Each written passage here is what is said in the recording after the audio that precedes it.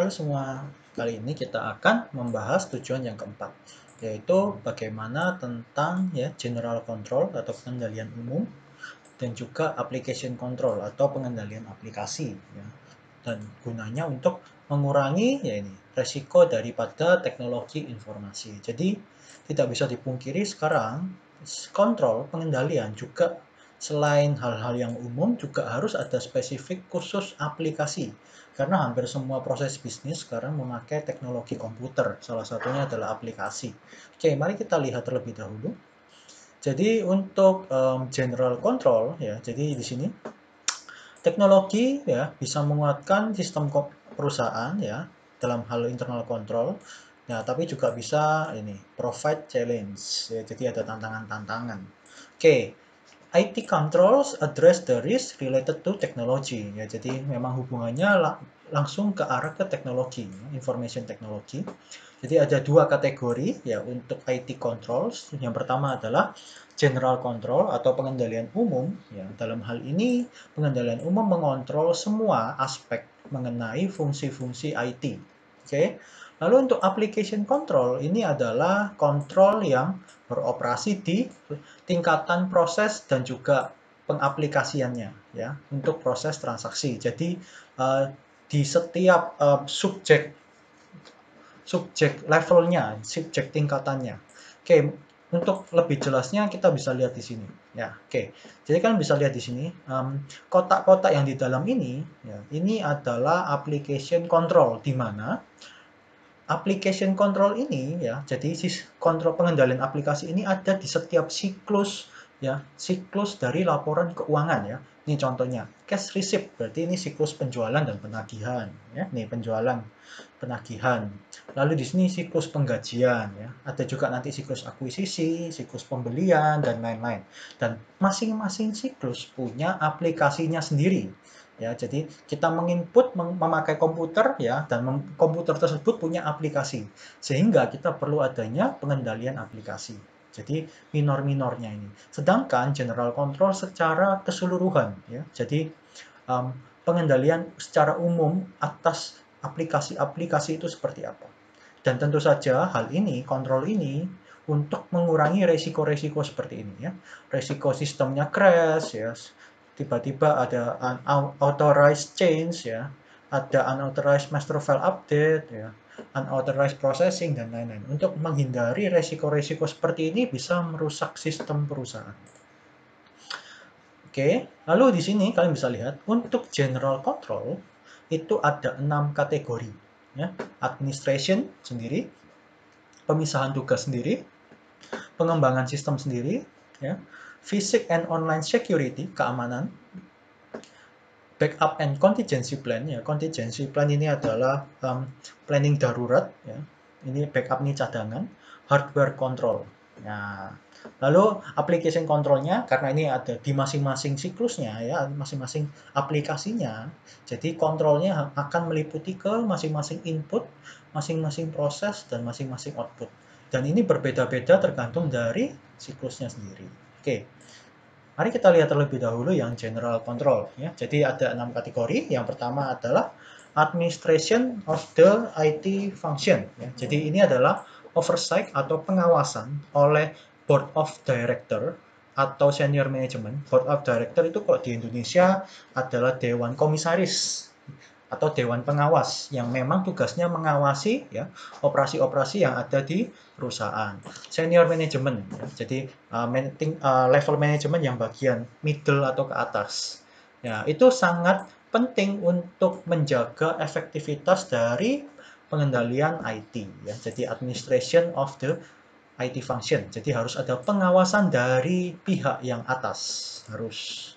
Lalu yang kedua, masalah pemisahan tugas daripada IT, tentu saja. Jadi data kontrol harus bisa dipisahkan ya melalui kategori seperti ini. IT management, ya, system development, operation, data control, atau kita bisa lihat seperti ini. Oke, IT management pastinya ada di bagian atas ini. Ya, ya. Lalu, ya, mungkin saya gambar. Oke, jadi IT management, ya, IT management di diawasi, oversight oleh bagian atas. Jadi dia ada di bagian sini atas. Lalu berikutnya ada yang namanya system development. Oke. Ya. Ini pemisahan tugas IT ya, ini segregation of IT duties. Ya, sistem development, pengembangan sistem dilakukan oleh sistem analis dan juga programmer. Ya, sistem analis ini sifatnya dia menganalisis apakah ada perbaruan sistem, apakah ada sistem yang harus diperbaiki.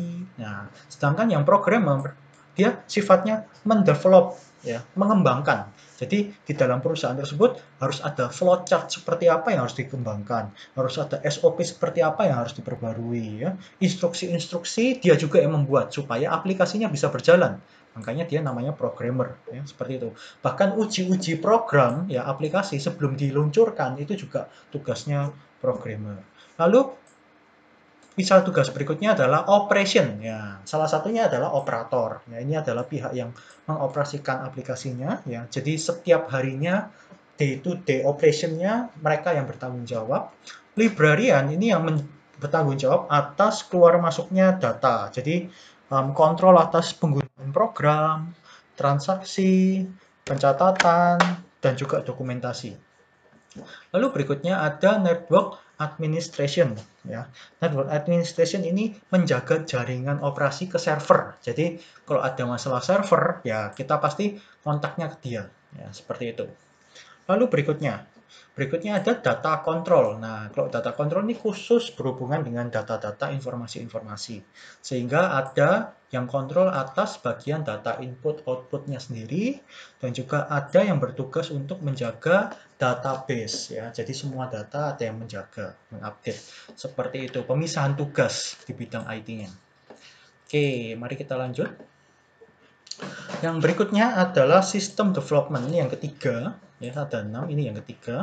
Jadi ini meliputi untuk ini purchasing or developing software. Jadi software perangkat lunak ini dibeli atau dikembangkan harus sesuai dengan ini, ya, kebutuhan organisasi. Karena seiring berkembangnya zaman, ya organisasi harus juga ikut berubah, dan otomatis software yang digunakan juga harus dikembangkan. Itu bagian dari sistem development, ya. Ini adalah pengendalian umum. Lalu pengendalian umum yang berikutnya adalah physical and online security, ya, keamanan fisik dan juga keamanan online atau biasanya disebut cyber security. Keamanan fisik, ya, ini adalah kontrol atas komputer equipment, ya. Jadi kayak komputer itu bisa aja dicuri langsung dalam satu CPU-nya dibawa langsung. Nah, seperti itu. Bahkan juga software-nya juga harus dijaga, ada protection-nya. Tidak bisa sembarang orang copy atau punya software tersebut.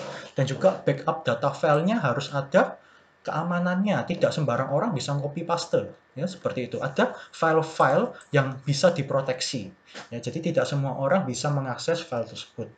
Oke, lalu online access control, ya, ini masalah penggunaan ID sama password, karena setiap orang, ya, idealnya punya ID dan password sendiri, ya. Jadi per divisi, per orang, per jabatan punya ID dan password sendiri. Untuk masalah akses daripada aplikasi tersebut ada batasannya. Oke, itu adalah keamanannya. Lalu faktor yang kelima, pengendalian umum, masalah backup and contingency planning. Jadi ini adalah rencana cadangan dan juga rencana darurat. Kenapa? Ya, karena yang namanya IT itu sangat rentan.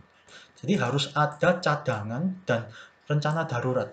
Nah, because ini IT system are subject to power failure, fire, excessive heat, humidity, even sabotage. Sangat rentan, ya. Jadi harus ada rencana-rencana ataupun backup yang berkala. Kalau zaman sekarang backup-nya sudah pakai sistem cloud. Jadi biasanya sih aman walaupun komputernya tiba-tiba rusak, ya, seperti itu, atau mungkin kebakar. Ya, kebakar terlalu panas itu juga bisa, atau jatuh laptopnya. Nah, selama ada backup-nya di cloud, ya berarti bisa diperoleh kembali datanya nanti. Lalu yang berikutnya, masalah hardware controls, ya. Jadi ini adalah kontrol yang ada di masing-masing perangkat kerasnya. Di masing-masing komputernya itu selalu punya kontrol. ya, yang bahkan kita sendiri pengguna tidak mengetahui. Makanya banyak di sini, orang kalau misalnya komputernya rusak, ya, dibawanya ke service center. Ya, karena apa? Karena service center itu yang tak bisa mempunyai akses untuk bisa mengakses komputer yang rusak itu. Jadi datanya bisa diambil, bisa di-backup, seperti itu. Ya, jadi yang terakhir adalah hardware control. Jadi biasanya semakin um, versi hardware-nya itu bagus, pengendaliannya sendiri semakin bagus. Seperti itu. Kalau ya komputernya komputer lama, komputer tabung, jadul, itu biasanya ya susah untuk merecovery data-datanya. Seperti itu. Itu adalah pengendalian umum. Lalu pengendalian aplikasi itu hanya ada 3 ya. Jadi ini didesain untuk setiap software aplikasi ya. Jadi sekali lagi ini masing-masing aplikasi, software aplikasinya saja. Dan tentu saja harus ada pengendalian atas input ya, pengendalian atas proses dan pengendalian atas output. Jadi kalau pengendalian atas input ini kalian ceritanya memastikan ya, informasi yang masuk sudah terotorisasi ya, akurat dan juga sudah lengkap. Nah, seperti itu. Jadi informasi-informasi yang diinput itu pastikan memang sudah diotorisasi dan juga sudah akurat ya jumlahnya dan juga informasinya sudah lengkap. Ya. Lalu berikutnya yang proses, ini ceritanya kontrol untuk mencegah dan mendeteksi error. Nah, ketika transaksi diproses. Nah, sedangkan yang output ini ceritanya fokus untuk mendeteksi error ya, terutama fraud ya, ketika proses sudah selesai. Nah, ini adalah 3 pengendalian di tingkat aplikasi, ya, seperti itu.